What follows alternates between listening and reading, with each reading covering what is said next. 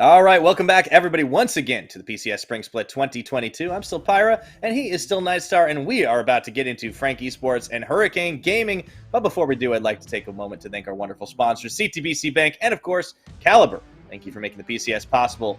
Now, Nightstar, I know your namesake is playing. Who do you got in this one? I'd love to say FAK Esports, and for sure I'm going to be cheering for them. However, Hurricane Gaming, they showed a lot of signs of life in their previous game, and to come away with a win, and I think the most surprising part about that game was how dominating it looked, which was never the case for Alpha Esports last season. Even when they did come away with the win, I believe, against Liab, it was still a mighty struggle, and there were so many coin flips, so many moments where you were just on the edge of your seat. This time, it was just like, once they got the lead, slap down, smack down. Yeah, it does seem like it is a bit of a new era there for Hurricane with the brand change and with also some of the roster changes. Issues still persist for this team, but we found out that they can close, they can execute. And a lot of it is due in part to talent on opposite sides of the team, but we'll talk more about them in a moment because their opponents today, FAK Esports, are going to be the ones on blue side. Kurt up in the top side, Holo in the jungle, Pretender in mid, and Eminem is once again joined by K2, and I feel like this is the stronger of the two supports. But we do have to talk a little bit about the elephant in the room. FAK have tried some stuff that just did not work. They clearly did not have a handle on the Enchanter support meta, and yeah, it was a bit of a disaster.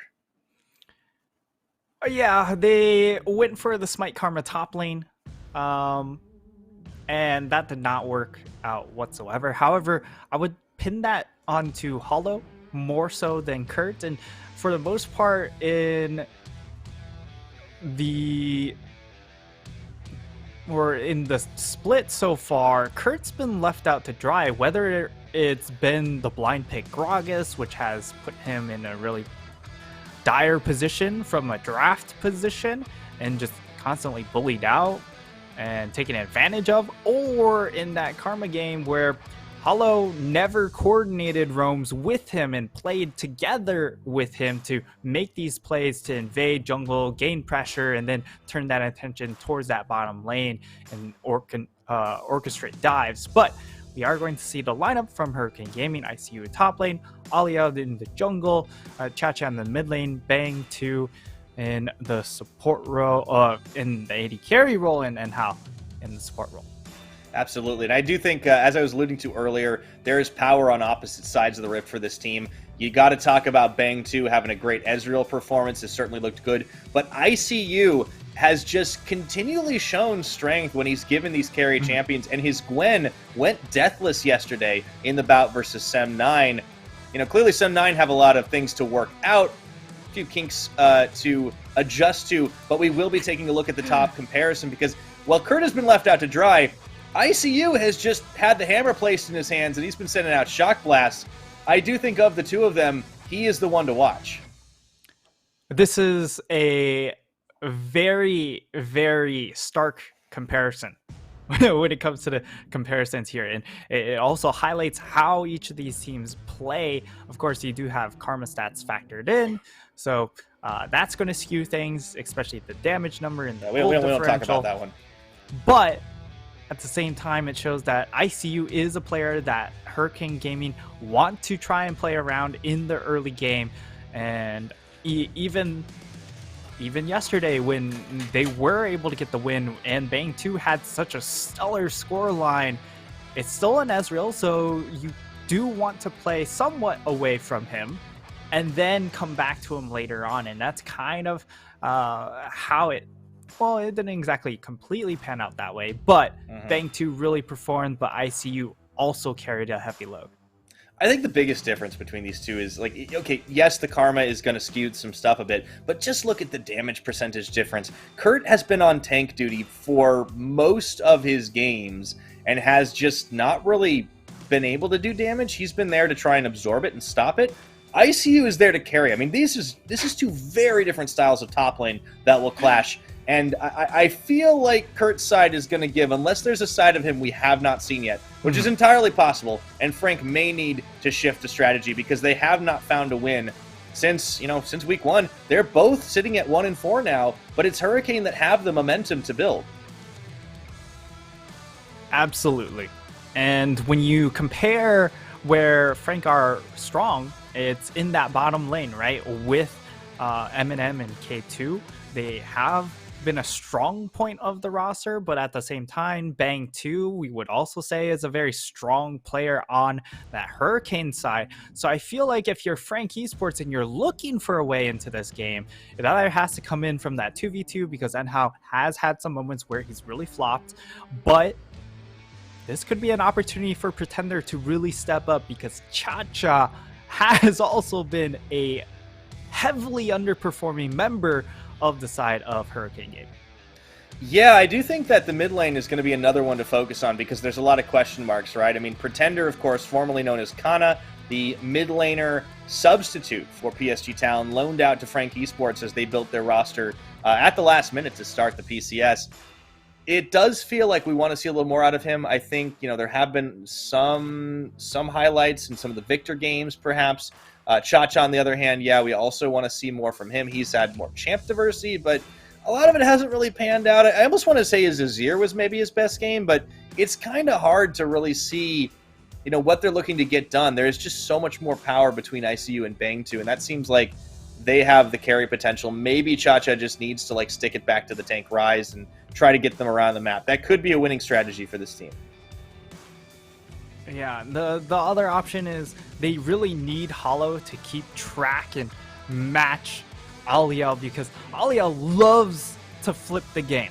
It's just what he has done consistently time and time again on Alpha Esports from the mid lane position, but now starting out this split from the jungle position, he's taken a lot of really risky early fights that put the game on edge. And if Hollow is able to catch him out in those moments or be able to match in those moments, then Frank Esports can really come out of those fights with big leads and perhaps snowball off of those leads.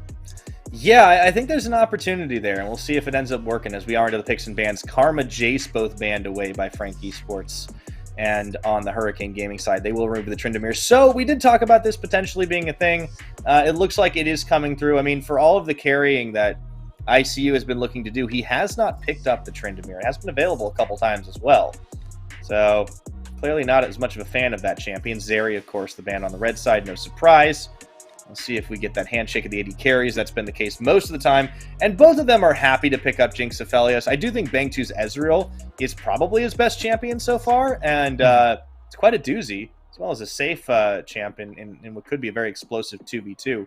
But that's a lot of speculation. Let's wait until we have all the bans in before we start talking about that. Taking some time here for Frank in the final seconds. They'll get rid of the Graves, so just so much focus topside. And it's not a surprise why with ICU's performance. Also, with just a stark difference on resource allocation on over towards that top side, Hurricane Gaming will go ahead, ban away the Renekton at the very end, leaves Xin available. That's probably Hollow's best champ, but there is still a Gwen available as well. So I feel like if you're handing over Gwen to ICU, that already spells trouble for me. Because your best options are perhaps a Kennen to deal with the Gwen in lane, and that also requires coordination with your team to be able to then use the Kennen in team fights. And we've seen time and time again, Kurt, while he can kind of make his own play when it comes to coordinating with the team, the team's just not connected or synced up with him. Yeah, I think that's the trouble here, and they put a high priority on that Zin's out for Holo, and I want to see if they can maybe coordinate a little bit better on the engages to make that happen. On the Hurricane side, we do see as the Gwen gets locked in, the Lee Sin for Olio will as well. So first time he's playing a champion that he's already played and shown once in this spring split, and although they've only won the one game, it was not with the Lee Sin, it was with the Jarvan. They managed it. I do think the Lee is something that even though your role, you got to be able to perform. Olio, I wasn't super convinced last time. Let's see if he has more in the tank. And that is going to be an Akali coming out. And that should be for Pretender. He's already shown the likes of Ari. I am curious to see how this one shakes out now, as that has been banned by a number of teams in this league. And the Aphelios will get locked into boot. Still could be a Akali to go top lane. Decent. It's like an okay matchup against a Gwen. Of course, there are two champions that will end up sort of doing different things or how they play out, even though they're both looking to assassinate backline. We'll see what the answer is to this Aphelios. It will be that Jinx. Not surprising, but when it comes to Eminem, I kind of fully expect to see the Aphelios over the Jinx, just because you have the ability to put more pressure onto the Jinx in lane phase. Again, when it comes to this matchup, the Aphelios does have a little bit more pressure during the lane phase against the Jinx, but if the Jinx does get out of lane phase pretty scot-free, then she really runs away with the matchup. So it's really on the Aphelios to put this Jinx into the dirt. Yeah, obviously that matchup, of course, always going to swing on the skill. I want to see what the support lock-ins end up being as we get into the ban phase 2. We do see that pool getting hit pretty heavily. The Nautilus Thresh both off the table. No hooks today, unless somebody wants to try for a Blitzcrank or something. I wouldn't be too surprised to see it go even deeper in there. Maybe even a Leona. Yeah, I expect to see the Leona be taken away by FAK Esports. Just because Hurricane Gaming will have first pick of the litter when it comes to support picks, and if they leave the Leona up, I fully expect Hurricane Gaming to go ahead lock that in. As time ticks away, it could also be something like a Braum. I think if you want to play defensive, the Braum makes a little bit more sense, but if you are playing Aphelios, you want to be more aggressive. So they'll go ahead, as expected, take away the Leona. Hurricane Gaming, now we'll get to see what kind of power that they are going to bring down in that bottom lane. I fully expect the support pick to come out and save counter pick for mid lane here, as it is that hover on Tahm Kench, which I feel like opens things up for the Braum to have usefulness in this instance, because you are dealing with the Lee Sin and the Gwen to relatively low range. It provides peel for your Aphelios, and you can deal very well with this Tahm Kench if you want to, or something like a Lulu does have a good time, can scale up, and when Gwen does dive in, you can turn her into a cupcake. Yeah, there's always that option to try and play the poke style. So we do see the Orianna locked in, which does mean this should be the Akali flexing up towards top, and the Lulu would make a lot of sense here to try and turn this into an interesting team fight, engage, counter engage, with that Akali kind of flexing on either side of it. And I kind of like this bot lane. I mean, for all the Enchanter Lulu that we see around the world right now, I think it is worth remembering that she is, technically speaking, designed as a support, and that is how she functions in a different lane as well. Last pickup into the Orianna, pretty safe blind pickup. And Cha-Cha, as we've mentioned, has not been the strongest. The Syndra would be a good matchup, but they opted to the Ryze instead. It is going to be Ryze here, and I don't really like the Ryze pick. I mean, I think those watching already know that I'm not a fan of tank Ryze, and in this instance, I feel like tank Ryze is probably his better option to try and get into these fights. But again, that's another issue, is that he needs to go tank in order to even make it into these fights, because of how much ways that they can keep him out of those fights. They have Orianna Ball to zone him off. They have the Xin ult to zone him off. They have Lulu slows to keep him away. And then by the time you get in range, Aphelios can just unload onto you. So there's a lot of problems with this Ryze pick. What you are able to do with this Ryze pick, though, is really attack these side lanes aggressively once you hit level 6. So we need that level 6 ultimate to be very impactful, very similar to a TF ultimate, where the first ult has to come early and it has to get kills or a lot of summoners. Yeah, they do have a lot to ride on that with the mid lane, but I do think that this champion choice for Cha-Cha, or excuse me, for ICU plays into that strategy as well. I do feel like this could be setting up for the 1-3-1, and that might be what Hurricane Gaming are aiming for. On the opposite side, FAK Esports in the hunt. for their second win on the split, looking to stay a little closer together. Whenever you have an Orianna, it certainly brings the gravity a bit in.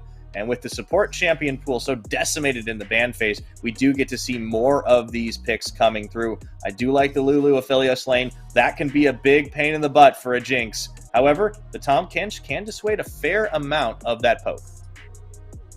And the big thing here with this Tahm Kench pick is it allows you to defend your hyper carry away from this Xin Akali dive that is coming through. And we are going to see Kurt on this Akali pick, which we didn't quite get to touch on, but I think this is a very interesting matchup. I kind of expect him to go for the tank version with, of course, the Turbo Chem tank, which is like, yes, it's nerfed on Akali, but it's still usable. And in this instance, I think you just want to be as annoying as possible rather than just one-shot the backline. Yeah, I do think that's going to be an interesting thing here, putting this into Kurt's hands. It's also kind of saying, hey, let's go, because we've got Ignite TP on both sides. That I expect from ICU. But Kurt is a bit of an unknown quantity here. I feel like we haven't really got a feel for what this guy can do. And, I mean, talk about a road test. ICU is going to try and pound him into the dirt, so we'll see if there's a difference to be made. Yeah, and I am absolutely cheering for Kurt here because I feel like he's just been done dirty too many times by this Frank roster, whether it's been through draft or been through gameplay and not really help facilitate his gameplay this time around. Should be very interesting as they're going to fight for bush control, and neither team will be able to save their own ward. But when it comes to range versus melee matchups, that bush control in that middle bush is actually pretty important. It gives you, allows you to dictate a lot when it comes to this lane phase. And surprisingly enough, we are going to see FAK Esports get the first shove. Of course, with double range, that can certainly happen. But usually we do see Jinx be able to get control of that first push because of that rocket. Yeah, you can get a lot of poke out early on. The AoE certainly makes a big bit of difference. And always want to keep an eye on the top lane because even though at level 1 we don't usually expect to see the all-ins, again, ICU is not a usual player. This is a man who named himself Aurelia Carryu, and I think that tells you all you need to know about the mindset of how he approaches the top lane. Yeah, and I mean, he's been really trying his darndest to carry this squad. He's done very well when it comes to early on in the game. It's just sometimes the game just gets a little bit too far out of hand when it comes to the 5v5s with the rest of the team falling behind, that one man just can't do it all sometimes. Yeah, that's been the issue, right? Like it's early game, but Hurricane just seemed to have such a hard time doing much outside of that. With Bang 2 just trying to hold on and carry. And that's the lack of coordination. But, you know, yesterday, it looked so much cleaner. Admittedly, it's against the Sen 9 that haven't found their team identity yet. But, I mean, it kind of proved they can win games, and that's already a big improvement over what we saw in Alpha Esports last summer.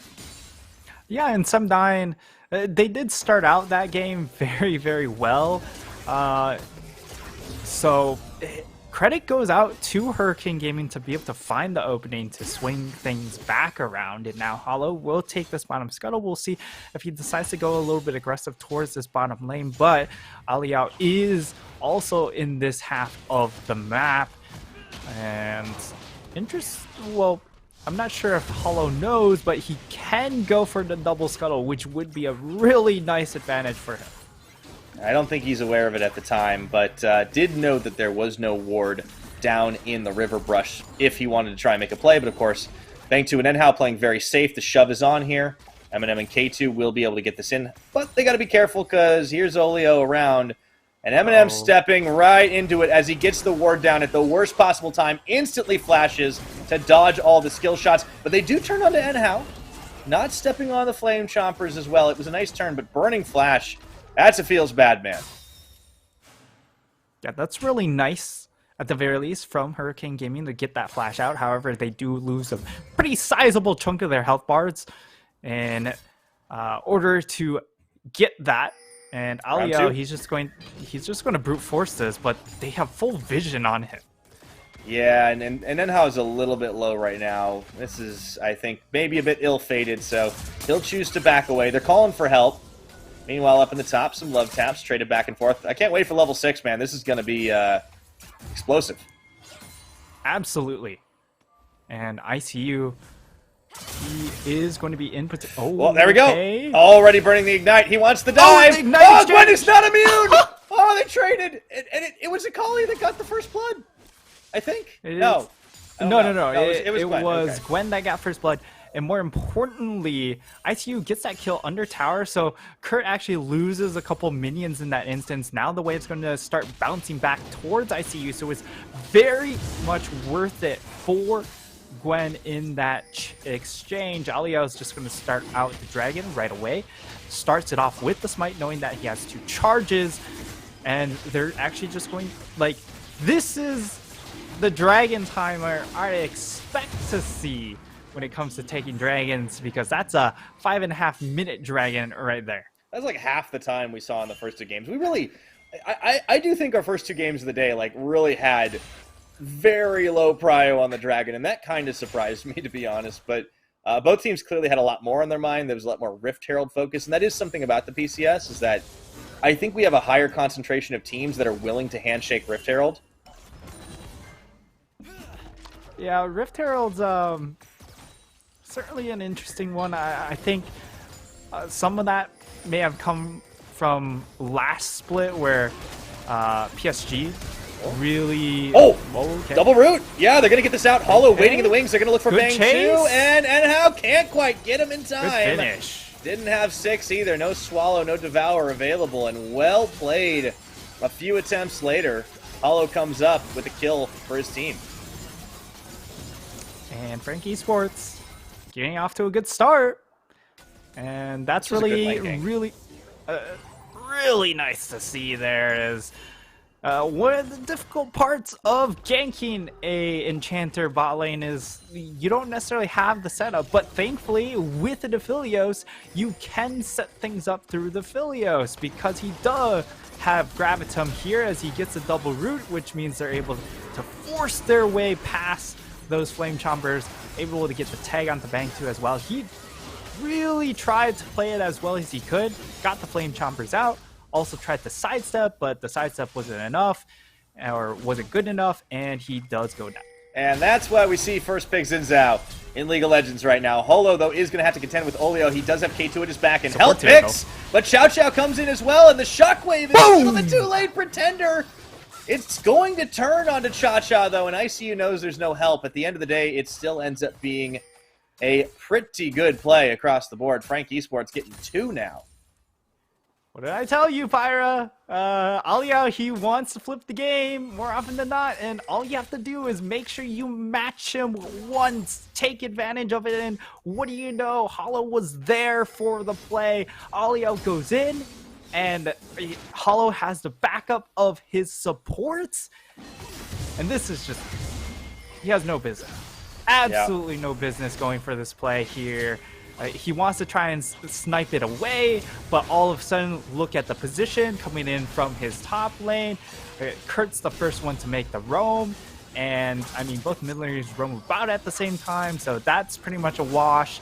And Cha-Cha, he just donates his body to the cause. FAK Esports come away with a clean 2-0 in that instance, and I'm feeling good. I'm feeling good, Pyra. Feeling good if your name is Frank for sure. And meanwhile, Kurt's starting to show his carry colors right now against ICU. Ooh, ah! I don't think Gwen's immune for very long right now. A couple of shurikens tossed, and Holo's going to get this one donated straight to him. Dash and dive, and ICU is put in the hospital. Nice kill there. Kurt starting to come on to his own, saying, hey, if the team's not going to play around me, I'll just play Akali. You know, he pretty much makes his own plays. Where's this guy been the first 4 games, man? I mean... No more Gragas for you. Yeah. That was great. Thankfully, that was really it's not cool. Gragas. But I think it also shows that again, this team was put really last minute. I'm not sure if these players were comfortable at that point and wanted to play more of these slower standard compositions because sometimes you get caught up in the meta. But now, trying to decide on their own. And now this bot lane coming under fire. That's a good read. That's a good read from M&M and K2. And this is kind of what we expect from this squad. They have a lot of experience. They have good game sense. Yes. They're already winning the lane, so they know that there is incentive to try and get a play going bot. I'm pretty sure Pretender called that Chacha was out of lane. And that whole play is read like a book. Yeah, and FAK Esports looking a lot better when it comes to coordination, or at least communicating cross here, because we saw the roams together coming in from K2 Hollow. This is essentially the synergy we expected to see with the amount of experience coming in from those three members. But now, you know, Kurt and Pretender, they're starting to find a little bit themselves here. We'll see if that continues forward through the rest of this game. Of course, it's only 10.5 minutes. There's plenty of game to be played. But at the moment, 2.5K gold lead for FAK Esports. The Mountain Dragons now live, and with these, with the extra power you have coming in from your laners right now, hopefully they can come around, set up, and try and find a fight around here, or they can kind of pass things up because again, they do scale pretty well with the Orianna Affiliates. Yeah, teleport's not available just yet. I think they might give this one away. They might go for the play. Instead, Olio gets swallowed up by Enhao. That's probably going to be the end of that, but nicely played by Hurricane on the timing. But at the same time, you know, I think you're right. Frank, they're definitely showing the level of synergy we would have expected had this team maybe had a little bit more time to play together. We don't know exactly when the roster was finalized, but, you know, that's always a lot of question marks. And then you have to get that practice, get that synergy built on the Rift itself, which is always tough. We saw Sem9 struggling with it earlier today. Now FAK Esports are starting to come into their own, and again, I think this is a squad that you have to consider a dark horse. It's still very early days as Bang 2 gets fired down on Hollow, going to fire him down. A little bit of they should just tip leave with the spear at the end, and now they're going to try to get out in time. Maybe still some kinks to work out as they overstayed their welcome there.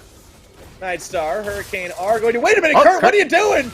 Oh, he's inside the smoke. I don't know if he can ninja his way out of that one, but he certainly can, I guess. That was a bit of a heart attack moment. And they're right back to the push. That was pretty fancy, but I don't think they can do a whole lot here. It is a 4v4 down in this bottom lane, but I mean, they don't have anyone to really shove in. Of course, Aphelios, yes, he can do damage to a turret, but he is still low range. We get to see the replay. Oh, he took the free teleport. Oh my goodness, you have got to be kidding me. That is the coolest, the dopest ninja thing I have ever seen. I didn't even realize that's what happened. Of course, what as a the collie, absolute hell?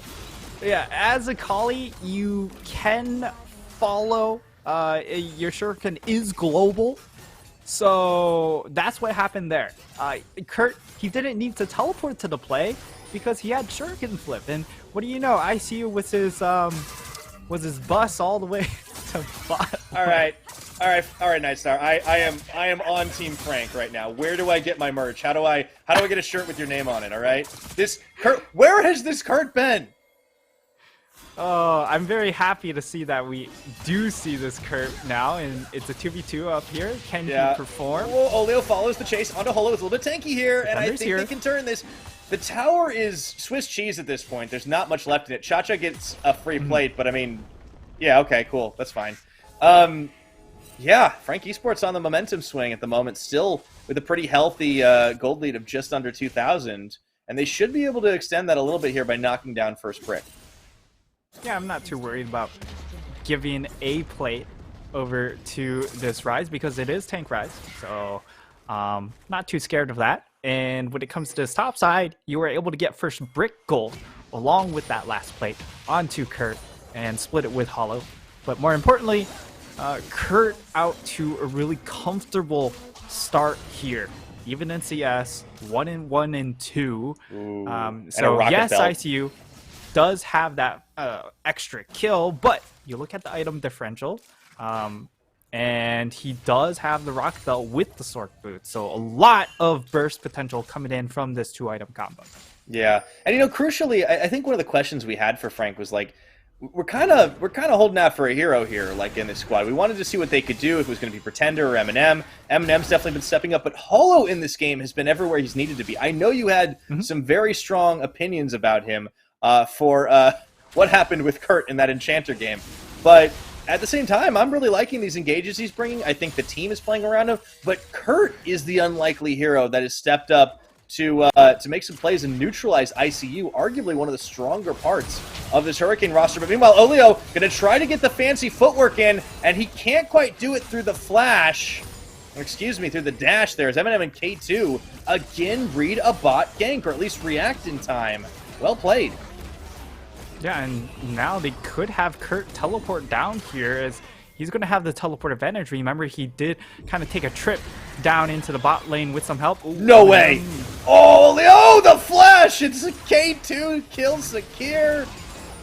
And you could tell they just baited that so hard. They knew he did not know he was on a ward, and now Shelly's going to get shepherded to another charge here. It's all coming up Frank right now. It's looking good. I am pleased with the results so far in this game, as Frank Esports, they are out to a 7-2 lead when it comes to kills, but also 4.5k gold lead is even more impressive here. We'll see how it's distributed. Obviously, a lot of kills onto the Xin Zhao, but he is behind in farm, so Alio has been able to find that, but at the same time, Alio's tendency to try and flip, so I can understand why Holo is trying to match the roams and sacrificing a couple of his camps to do so, because he knows, like, all I have to do is be in the right place one or two times, and that's pretty much game over because of the tendency for Alio to flip the game like that. Yeah, and really just Frank Esports doing their homework on what this squad likes to do and trying to outplay them at it and deny their ability to do it. They also cut off the Drake stack by taking down that cloud. They'll be able to secure bottom tier 1. And with all the outers destroyed and none on the side of Hurricane, this opens up the map and gives a lot of options to Frank Esports. Yeah, and now things get really hard to play out for the side of Hurricane Gaming, because now that you're out of lane, you needed to get more from the lane phase, especially with this Rise, who is 0-1-1. Hasn't done a whole lot on this pick. Nope. Really needs to, because now that it's getting to that team fight phase, unless if he just finds a bunch of 1v1 kills in the side lane, now you have to try and navigate the Oriana ball. Now you have to navigate the slow coming in from Lulu, the knockback coming in from Holo's ult, and Kurt trying to dive your back line. Yes, you're tanky, but because you're tanky, you're not super helpful in providing peel for your Jinx. Yeah, that's always the threat, right? So Bang 2 is going to have to try and come up with something if his team can keep him safe. And there's always pop-off potential in a Jinx, but so far, Frank Esports have shored up their advantages all across the way. Eminem has been able to stay safe and deathless despite multiple attempts on his life. It's been a really good job by Frank to really keep themselves at arm's length from Hurricane Gaming here. And I feel like we're kind of in the waiting game for the Baron and the Dragon. Those are the objectives that are going to be the next up on the menu. Of course, Baron a little bit later. Frank would not be looking to contest that very early on and give the straight-up 5v5 over. Kurt wants to head back up and deal with ICU once again in the 1v1. Should be able to do it despite being down a level. Yeah, kind of weird tipsy, topsy-turvy situation. And ICU doesn't want to face it. This is the first time we've really seen ICU kind of afraid to take a 1v1. And maybe I was wrong about that, because now Gwen is immune. Kurt actually bites off more than he can chew, and Olio comes in and kicks him in the back of the head. Unfortunately, he took that fight when the rest of his team were in a 4-man death squad, hovering this mid-bottom half of the map. So even in that situation, like, if someone else shows up, you're in a guaranteed 1v2 situation or 1v more situation, because for sure your team is too far away to try and respond and bail you out. In the end, like, ICU didn't really need his help for that fight, but thankfully for the rest of his squad, we're able to find something to trade off of. They're able to really ransack that top or bottom half of the jungle, take all those camps for themselves, take a bunch of farm and crash those waves here, and now it sets them up relatively well to go ahead and contest this next dragon in 2 minutes because of where they've positioned themselves, and now they have the opportunity to get really nice resets. Yeah, so still set up in a good position as we crest that 20-minute mark. Questionable single decision by Kurt, but doesn't get punished too heavily for it. Loses a tower, does give some gold to Hurricane, but certainly nothing they can't recover from. And we will be keeping an eye on that Dragon timer as both teams try to set up and jockey for the position. Curiously empty of wards down on that bottom half of the map, but that is probably about to change. And K2 waiting here with Eminem in the wings and hoping somebody goes for the juicy dangling bait of the Aphelios by himself, air quotes, in the mid lane, but not anymore, not anytime soon. Yeah, I'm curious to see if Eminem was looking for a recall here, because if you look at the 80 carry comparison here, when it comes to itemization, we do have completed 2 items onto Bang 2. Interestingly enough, he has gone for the Kraken Slayer, which means that his damage output is going to be a little bit higher, but the issue is there's not a whole lot of protection for him. So if he gets caught, he's just dead. He doesn't have a cleanse. He only has 1 flash. The heal's not going to be too productive for him, and he doesn't have a great defensive support. He has, yes, a Tom Kench, but I don't think that's going to be enough to protect him. Yeah, and look at this. This is, I don't know if they have the damage for it, but they might. Oh, dear. Oh, they're spotted. Yeah, and they were only ICU and Olio. I feel like that was not a serious attempt, but you know what? Bluff called. I mean, with the CDR coming out from ICU, he might have had enough snips to be able to really actually make a case talk for about a flip there. Oof. That. Yeah, I mean, it for sure would have been a flip. But if you're able to get away with it, why not go ahead and try it? See if Frankie Sports do forget about that objective. But it will be the Dragon going down into the hands of Frankie Sports. That's great for them because they've really stifled the stacking now, and they're on their way towards getting that Soul Drake themselves. So the extra move speed is really, really insane, and the slow resistance because of the fact. I mean, look at Hurricane Gaming. You don't have any ways to just jump on you unless if you get this god tier Rise ult.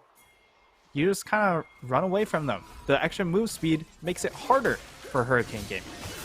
Oh, Holo's actually going to get caught out on a ward clear right now. All right, he's griefing. And he's dead. Thanks to big heal. Oh, wait a minute! Wait a minute! Oh, I don't believe it! It's just a bait. All of the support Eminem has come in there, and they're trying to cut him down, but I don't know if it's going to be enough. The backline, Holo is still alive as ICU goes at snipping. 2 for 3, but Holo, the one who started this all, is getting away with it scot-free, and ICU is just caught out in the wrong half of the jungle. Let's see if he gets out of there one alive. I think he might. Kurt goes on the follow. Here's Cha-Cha, and no, he can.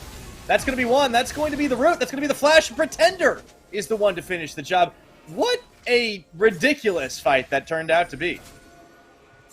I want to see the replay because while we on screen, we saw that it was just really focused on Holo, but on the back end, it was the solo laners teleporting in, really taking control of the fight on the back end. It really was kind of a dive both ways coming in from both squads here, and Holo, he just gets so much value out of that Gore Drinker, gets a 4-man heal, and he just buys so much time. Eminem, unlucky. He is the one that has to take the fall for his jungler, but on the back half, you see the teleports come in, a lot of pressure tossed down, they delete Bang 2.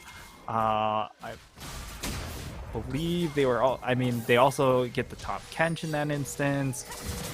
And yep, we get to see the chase down afterwards, and there's really no one to deal with Kurt.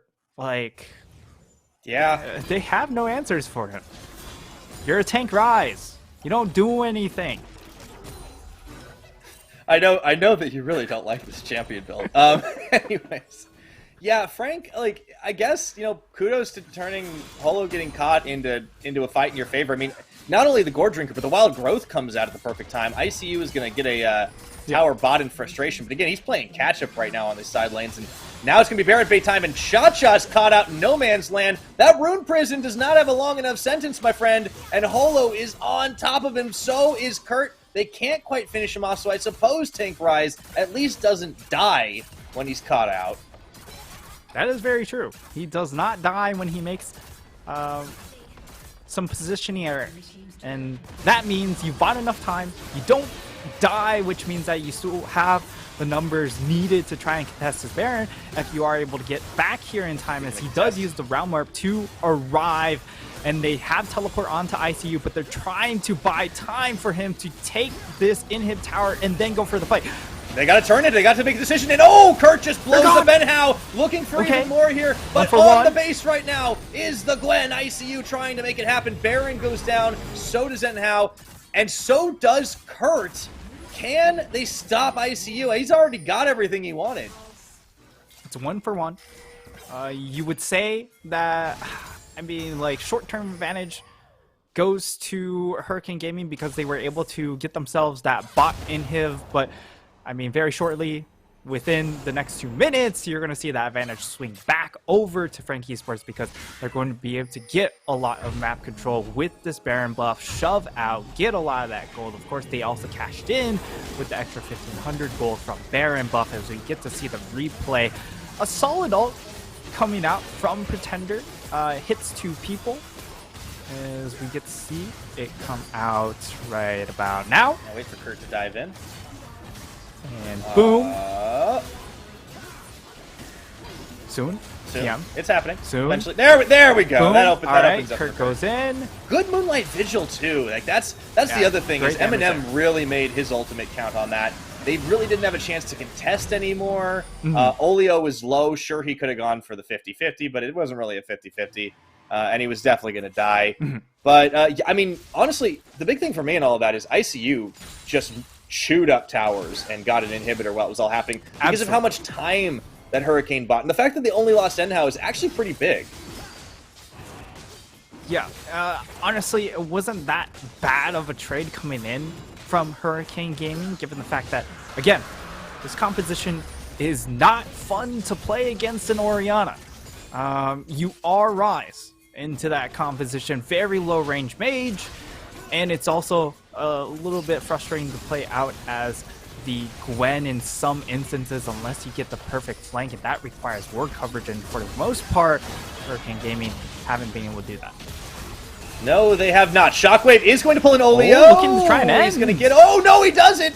Just deleted at the final second on the tick. Meanwhile, in the picture-in-picture, we've got a 1v1 going on here as Kurt and ICU are tangling with the smallest of health bars, but the base is what we got to keep our eye on here, as it is a 4v3 to try and end the game here. FAK Esports can smell the win that they have been craving for oh so long here, only managing to get that one of the PCS as things are finally starting to come together. Yeah, it's going to be a long one. He's going to back away. Meanwhile, though, low health bars on K2 and Pretender, and they cannot end this. Eminem not here, going not to now. town. Super Minions, Eminem on the front line AD carry. You got to love the bloodthirstiness, but they've got to go home. We're not done with this game just yet. No.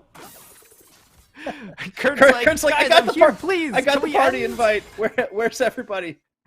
Oh, Kurt never changed. Zoom in on Kurt. I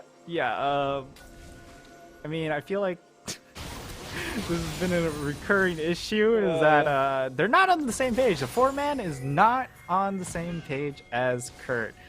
Unfortunate that he has to burn his teleport, and that could be important coming in for the next dragon, but it is, of course, Cloud Soul on the table for FAK Esports. They might go ahead and chase to start out a fight. I'm not getting excited for Holo getting caught. I won't get excited for Holo getting caught. Yeah, no, that's it. I don't think Hurricane want that fight. Now, interesting enough, there's super minions on both bot lanes now, and that's one of the reasons it was hard for Frank to push this in.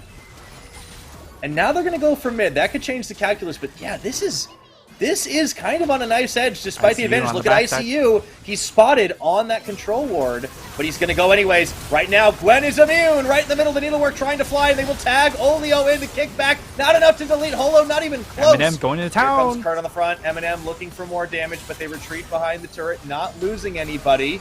Oh, never mind! Pretender takes down Olio, and that changes things here. Look at those low health bars looking for more. I bet they wish they had a Jinx One for Rocket, one. but the Moonlight Vigil seemed to be solid enough. And they'll back away for now. Nothing to take on the map except the turret up top. Ends up being a 1-for-1. Kurt goes a little bit too far, gets punished in that instance, but the side of Hurricane Gaming, they don't have the power to continue to push forward into this Aphelios. Trying to deal with Lulu Aphelios is just way too difficult, especially when he has Severum, Crescendum, and also that Bloodthirster. You can see how massive these shields are, and even if you're able to get through the shield, he heals for so much. They don't have any heal cut for this man, and they don't have the burst damage for this man because they're running a tank ride. It all comes back to that in the end. Yeah, you know, it feels like slowly but surely, despite Hurricane's best efforts, they're just going to run out of steam here. Unless Gwen. or Jinx. Because there is an eye-edge that just got bought, and that's not nothing. But let's take a look at this fight again. ICU gets the flank. He's obviously spotted a mile away from this, but they opt into the fight anyways, and, you know, they keep it close. Yeah, but because he's spotted this far out, it allows Frankie Sports to at least recoup and figure out how they want to try and disengage and reset the fight, and that's how it happens. They're able to get the reset off. Kurt, unfortunately, gets a little bit too excited to try and help finish off some of these kills as Pretender. Yep, that's like whenever Hurricane Gaming, they want to step up and try and chase things down, they immediately get stifled by that ball. Kurt and ICU are just... He's still leveled down. Yeah, they've got a vendetta, but Pretender's here. I mean, it's all of 8. I don't know if Pretender wants this, actually. Kurt's gonna die. And He's dead. ICU, if he does this, he's a legend. He's an absolute legend. I don't think he will. But he's gonna try it. No, okay, never mind. I shouldn't have gotten excited. Meanwhile, on the mid lane, Holo goes in. The Moonlight Vigil gets popped, and Olio trying to frontline, but running out of health real fast. As Holo dashes in on the audacious charge, goes for round 2, onto Bang 2, and there's nothing they can do. Double kill. Holo looking to clean things up. This has got to be GG, everybody. The ace comes in, and even K2 gets involved, and they're marching down mid lane. Yeah, it ends up being ICU trying his darndest to try and carry, finds a 1v2 win down in that bottom lane. However, on the flip side, the rest of his team dies, which means there's really no one else to hold up the map. They can't protect the Nexus with 0 people alive, and Frankie Esports come away with, you know, a pretty convincing victory besides some of those mistakes against in that 1v1 matchup with Kurt and ICU. But at the same time, like, we thought that it would be a very one-sided matchup for ICU, and it did not turn out that way. No, I think you need to give Kurt Assassins or, you know, playmaking champions more often. I love the Akali. That was definitely a game of highs and lows for Kurt, for sure. Definitely some head-scratcher mistakes, but also some absolutely insane outplays. And then, of course, the entire cross-map shuriken follow that just had my jaw dropping to the floor. I love when I see stuff like that in League of Legends. There is a number of interactions in this game that do that. And here is the play down mid lane that I believe we missed the start of. This was opted into. Oh, dear. Not that tanky after all. Yeah, when you are the Rise, your value is just from that ultimate. And unfortunately, it doesn't stretch quite far enough. And how also, because he goes forward, uses the Devour in an aggressive fashion, or trying to help out his Rise, well, he can't help out his Jinx, and the Jinx is the carry. That's all their damage. Yeah, that was really not a whole lot they could do after the fact. So Hurricane Gaming, after building some momentum, will fall back down without a win today. However, Frank Esports have definitely shown that they have the capability to level up in that. I really liked what we saw. I think the Aphelios in particular did a lot more work than even I was expecting, because you normally expect an Aphelios to do consistent damage, but the build path as well as the really well-placed Moonlight Vigils really made all the difference, especially in the laning phase. But even in some of those fights, still it was a bit close for comfort at times. And I think FAK Esports still have a bit to work on that synergy, especially between the top laner and everybody else. Yeah, there's certainly much more to work on. It's not like beating Hurricane is that big of an achievement. And like for FAK Esports, it's still a nice little boost. Give that morale, because I feel like the morale was certainly sinking a little bit given how